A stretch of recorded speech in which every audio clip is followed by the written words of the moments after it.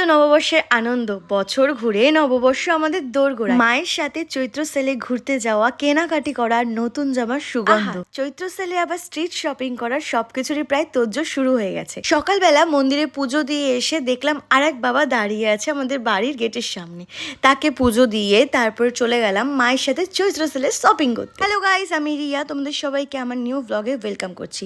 অনেকদিন ধরে চৈত্র সেল পড়েছে, যাওয়া হয়নি একদিনও, তার জন্য মাকে আবদার করেছিলাম আমাকে নিয়ে শপিং করতে যেতে হবে, সেলে যেতে হবে। এমন আবদার তেমন কাজ, তাই চলে গেছিলাম দুপুরের দিকে মাকে নিয়ে একটা দোকানে। সেখানে গিয়ে ফার্স্টে কিছু কালেকশন দেখলাম যে চুড়িদার কালেকশনগুলো কেমন আছে। ওখানে খুব সুন্দর সুন্দর প্যান্টও পাওয়া যাচ্ছিল, প্লাজো, যেগুলো হচ্ছে খুবই কম রেঞ্জের মধ্যে ছিল। আমি বাবু লোভ টোপ সামলাতে না পেরে 2-3টে প্যান্ট নিয়েই নিচে, বাজেটটাকেও বিগড়ে দিয়েছি। তো যাই হোক, তারপরে ওখান থেকে দেখা কমপ্লিট করে এগুলো হচ্ছে পুরোপুরি প্লাজোর কালেকশন।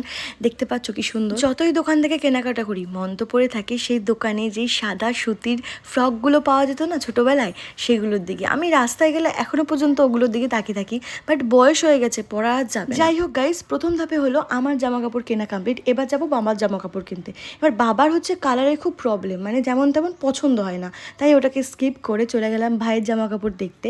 ওখান থেকে ভাইয়ের জামা কাপড় কিছু কমপ্লিট করলাম, যেগুলো ডেলি ওয়ারে পরা যাবে।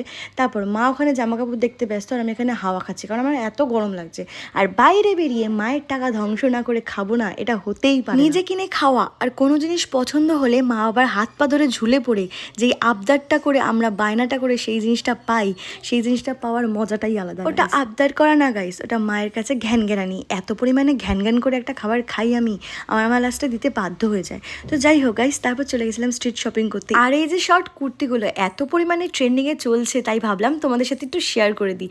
কালেকশনগুলো খুব সুন্দর ছিল, রাধাবাজারের একটুখানি এগিয়ে গিয়ে। এবার পালা হচ্ছে মায়ের। না গাইস, এবারে আমি কোনো রিস্ক নিয়ে আমরা মাকে নিয়ে চলে গেছি সোজা, কারণ আমার মা সেরকম মায়ের মধ্যে পড়ে না যারা বলে যে আমার মেয়ে যা নিয়ে এসছে তাই আমার পছন্দ। নো, আমার মা প্রচন্ড পরিমাণে চুজি, তাই আর কোনো রিস্ক না নিয়ে চলে গেছিলাম মাকে নিয়েই। আর আমার মা শপিং করতে বেরোবে আর স্ট্রিট থেকে শপিং করবে না, এটা হতেই পারে না। তো যাই হোক, অনেক শপিং করা হয়ে গেছে। তোমরা কারা কারা কেনাকাটা করেছো সুন্দরভাবে আমাকে জানিও। আর যা যা জামা কাপড় কিনেছি অবশ্যই তোমাদের সাথে শেয়ার করবো। এইটুকু ছিল video. Thank you for watching.